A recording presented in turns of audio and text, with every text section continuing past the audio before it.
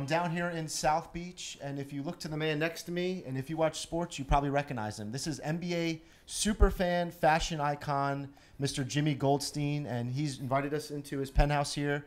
Have a little exclusive interview. We have the finals going down. You've made it. And the last time we spoke, it's funny, was almost a year ago today when the Heat faced Oklahoma City, and I told you that let's do an exclusive interview next year if the Heat make it, and you agreed, and it's here, it's happening. So welcome to South Beach, and I'm sure you're excited for another NBA Finals. Thank you. I don't remember that promise from last year, but I'm happy to be here. So you look at NBA, and you know you have attended more games than anybody in the history of the sport. Hundreds of games in a regular season, pretty much every playoff game. So your wealth of just the knowledge of the game is just superior. And you've also seen a lot of things that maybe the typical fan doesn't really get to see. What can you maybe share with the viewer that maybe doesn't understand the sport, what the players go through from practices to even early game traditions?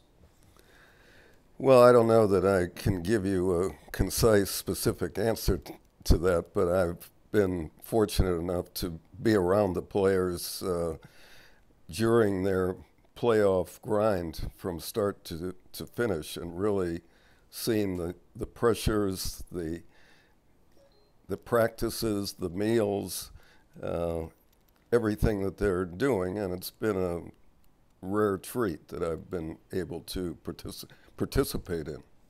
I think for our viewers to really understand kind of the legend, the iconic of Mr. Jimmy Goldstein, I think we have to kind of just start from the beginning.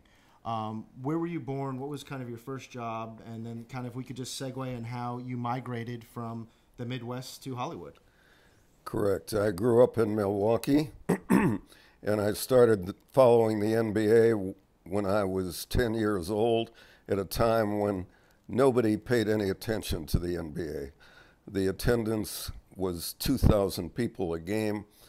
They usually had to have the Harlem Globetrotters as a second attraction to even bring that many people to the game. The media didn't pay any attention to the NBA. High school basketball got more attention. Anyway, so I ended up going to college at Stanford, which took me out to California, and then I decided to reside in Los Angeles and started following the Lakers back in the 60s. Now, I did a little bit of research before we spoke and meet today, and I understand there was a woman named Sophia that had a role in you actually moving out to California. Is that someone you met at a basketball game? Come on. That was a joke. That whole story was a joke. There was no Sophia in my life.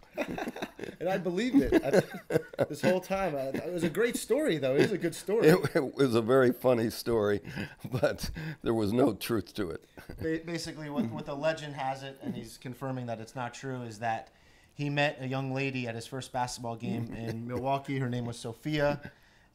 She disappeared quickly and said she was going out to Hollywood to make movies.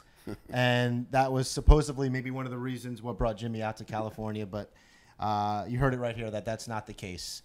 But, you know, when you look at the NBA, there's something we obviously have to talk about with you, and that's fashion. I think that they really become synonymous, even in the last 5 years, even more so than ever. I mean, maybe that's not true because I've seen pictures of Walt Frazier and some of his outfits, but it really seems that every player is really trying to create a style of their own.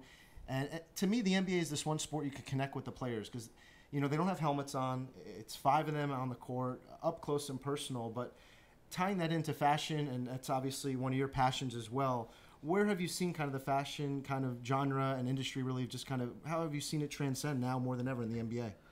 Well, you brought up the name Clyde Frazier, who was the exception to the rule. And I really identified with him, and I still see him from time to time, and we kid each other about fashion. But all those years since he played, there was a real void in NBA fashion. It seemed like first the players were wearing these standardized, custom-made suits that weren't very high quality and were sort of on the baggy side. And then they moved to the urban look of baggy jeans and T-shirts, which was even worse. And they were so focused on jewelry, they'd spend $100,000 for a piece of jewelry, but buy jeans and a T-shirt for a few $100s, which I never understood. But finally, they're seeing the light, and it's pretty exciting now. And I think that the players have been drawn to me over the years because of the way I dress, and I've always enjoyed that connection with the players that I've had. Now, obviously you're a fan of the sport, the biggest fan in the sport. I'm assuming you've played some basketball in your time? Yes, I did. I was on my high school basketball team. I used to shoot baskets in my driveway every day, even if there was snow on the ground, and I've always loved the sport. Now, I'm a 80s baby, really started following and getting knowledgeable from the 80s, 90s till now, and one of my favorite players growing up was Clyde Drexler, obviously, just from his dunking abilities, all-around play. I understand that you actually were invited to a practice. You and Houston have a lot of strong ties when he was on the Rockets. Tell me what happened that was just a memorable moment with him and you, and I think only you two were on the court that day after practice. Well, I used to attend all the practices. Clyde was a very good friend of mine and still is. And we challenge each other on the tennis court these days. But at that particular time, at the end of practice, he saw that I had a ball in my hands. I was waiting for all the players to disappear into the locker room so that I wouldn't embarrass myself. And then he said, "Jim, I want to see your three-point shot." So I took a deep breath. I couldn't back out of that. And aimed and fired, swish. So he said, "Okay, let me see that. See you do that again." I took a second shot, swish. I took two more, made four in a row. By this time, Clyde was on the floor laughing, and I didn't try anymore. I figured I took it as far as I wanted to. But that's one of my all-time accomplishments. And I know that I'm rooting for the Heat. I have my white hot jacket on. He has his silver Spurs jacket on. So we're going to go on record that I am pulling for the Heat. He's pulling for the Spurs. He's a West Coast guy, which is fine. Eastern Conference, Western Conference. But it's going to be a battle, and I think we'll probably be able to answer which is the top three after this series. Well, it'll certainly provide a clue. But the Spurs' Big Three has been around a lot longer than the Heat's Big Three. So I don't think this one series will give us that definite answer. But I must say that I have some mixed emotions in this series, even though I'm a West Coast guy and I support the Western Conference. I've been around the Spurs for many years and know everyone in the organization and really love that organization, including the players. But I have a very close tie with the Heat as well. I've known Pat Riley since he was a player with the Lakers. I've come to become very good friends with Mickey Arison. And the players themselves, I know practically all the Heat players, known them when they were with other teams, and admire them very much. Right. Looking at your kind of schedule. So you're a season ticket holder for the Clippers. You're a season ticket holder for the Lakers. Correct. And in between there, you pretty much try to attend every single playoff game and every finals. Is that typically the routine for the last about 30 years? Yes. I've been a season ticket holder for many more years than that. But as far as traveling on the road during the playoffs, I've been doing that roughly 25 years. And I try to go to a game almost every day. Tonight will be my 32nd playoff game of this season. Let's just kind of change the conversation to fashion a little bit more, because that's kind of how you really made your mark. You caught a lot of people's eyes, not only with where you were sitting, but what you were wearing. Fashion's a very, the top three priorities in your life: MBA, fashion, and architecture. And we could talk about your house at a later date. Maybe we'll show some pictures of it, because it's magnificent if you haven't seen his estate, his mansion. But these pieces, are they one of a kind? Are they custom made? How are you acquiring just such fabulous outfits? Well, I spend a lot of time over in Europe looking for special pieces. And usually I don't have them custom made. In this case, the jacket I'm wearing was inspired by a women's jacket that I saw. And I asked the store that had the women's jacket whether it was possible to make one for me in my size. And they agreed that it would be possible. And so that's how this jacket came about, which is very new, my favorite jacket of the moment, and quite unusual. The pants also are unusual, but I got these off the rack from John Galliano. Who's your favorite designer right now? Well, since John Galliano was pushed out of the business, so to speak, I'm not sure that I have one favorite designer, but I'm always on the lookout for some new up-and-coming designers. Yeah, and there's a lot of them out there. I mean, it's one thing I always look for is kind of obviously you want to be ahead of the curve as far as trends in fashion, and that's something that you certainly are as a trend center and a leader in the arena. And this is your favorite jacket, but I think this is also your favorite hat because I've definitely seen you wear that numerous times. Is that correct? Yes, I had this hat made for me in Paris. I designed it myself and found a very good hat maker in Paris, the likes of which I don't think exists in the U.S. So I'm happy with this, and he's made some other hats for me as well. So when you're not attending basketball games, fashion obviously a big part of your life. Is that where you spend some of your free time? Are you going to shows? Are you looking at different designers' looks?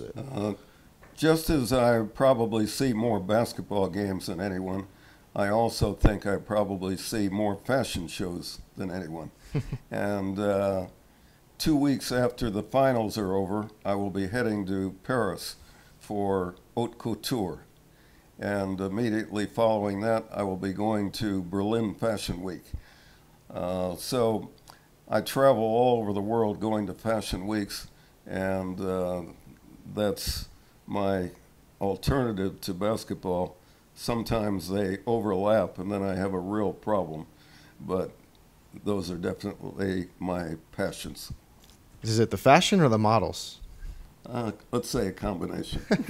I've definitely seen some models. You had one on your arm one game where I literally didn't even watch the game. I just kept rewinding it and going back to it was a blonde, tall blonde, short tank top. Do you know who I'm talking about by any chance? Well, I have a feeling you're talking about a girl named Amelie who comes from Denmark. She's a big basketball fan like me. Wow, so you could tie in a model and a basketball fan. I'm surprised you didn't put a ring on that. No comment. Let's talk about South Florida. I mean, you're down here. To us, we're going to call South Florida paradise. You're going to obviously probably call Hollywood paradise. What do you love about down here? No, I have to tell you that one of the big mistakes I made in my life was not to settle in Miami. If I had to do it all over again, I would pick Miami way over Los Angeles. Wow, that's surprising to hear. No, I love it here. Is it the weather? I mean, you got the same weather. You guys have access to the beach. You have much warmer weather here. It's nice and warm at night. In LA, it's very cold at night. I love the beach. Your beaches are much better, and the nightlife is much better here. I always have a great time when I come to Miami. That's great. Well, that's why we're here. South Florida to us is paradise, and it's the best place in the world. I'm born and raised here, and I'll die here. Okay, you're lucky. Not as lucky as you, but I'm definitely lucky. You know, your passions are basketball, fashion, and also architecture. Your home, what's the name of it exactly? What's it called again? Well, they call it the Sheets Goldstein House. The original builder of the house was named Sheets, but I bought it and completely rebuilt the house and added a lot of new things to the property. So they've named it after both of us. That's great. And that's something that, from what I read, and tell me if it's accurate or not, but you plan on actually turning that into a museum based on the work, based on the history, the memories that are inside of that? Yes, several museums in Los Angeles have been after me to donate it to them, and I haven't finalized anything, but I'm working on that right now. Well, look, you seem like you have a busy schedule with a lot of your fashion show travels. If you ever need a house sitter, I'm great at turning lights on and off and watering plants. Okay, I'll keep that in mind. All right. You didn't remember me at the last year finals because you were rooting for Oklahoma City, so you left mad last year. Could be. Yeah, it's all right. It's fine. Listen, it's kind of interesting because for us down here, it really does seem like the whole country's against the Heat. And whether it's because we weren't drafted, we were kind of acquired through free agency, but it really seems that really the whole kind of country is against the Heat and wants to see them fail. Do you see that? Do you sense that out on the West Coast as well? I've definitely seen that. I'm surprised because the Lakers, to me, I mean, on paper, they had the most disappointing season with what they acquired with Dwight Howard, Steve Nash. I mean, you look at what they did on paper compared to who they were. I mean, it was a very disappointing season. So to me, they were a lot more disappointment if the Heat end up not winning the championship today. Oh, there's no question that the Laker fans were crushed by what happened this year, but I'm an anti-Laker fan. I've been rooting against the Lakers since I've lived in Los Angeles, and so for me, the season was a huge success. So you are a season ticket holder for the Lakers. You attend every home game, but you root against them. That's correct. Why? Well, because I consider myself an NBA fan as opposed to a hometown fan. I didn't grow up in Los Angeles. I had no reason to suddenly start cheering for the Lakers just because I moved there. And the Lakers have had it their way for so long. They have so many advantages over the other teams in the NBA because of their location, because of the money that's generated by the Lakers, because all the players want to go there. I like to root for the underdog. Jimmy, thank you for inviting us up to your penthouse here. It was really astonishing. I appreciate all the history I learned from you and meeting you. I've seen you at many, many games, and now our viewers had a chance to learn a little bit more about kind of this mysterious man behind the hat, and we appreciate it. And we have to go because the game is starting in about, what time we got? I don't know, but I have to start getting ready myself. It's time. The game is starting. NBA Finals 2013. Jimmy Goldstein, Superfan, Evan Gold, and I in South Florida.